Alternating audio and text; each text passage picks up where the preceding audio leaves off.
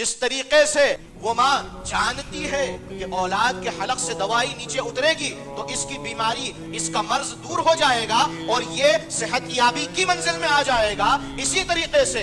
رب جانتا ہے، بندو تم نہیں جانتے کہ ان روزوں میں تمہارے رب نے وہ نور رکھا، وہ روحانیت رکھی کہ جب تم ان روزوں کو مالک کی منشا کے مطابق رکھ کر اپنے آپ کو رب کی رضا میں راضی کر لو گے، رب تمہیں ان روزوں کی برکتوں سے روحانیت کی اس منزل پر پہنچائے گا کہ جہاں پر تم لعلکم تتقون کے مقصد کو پالو گے۔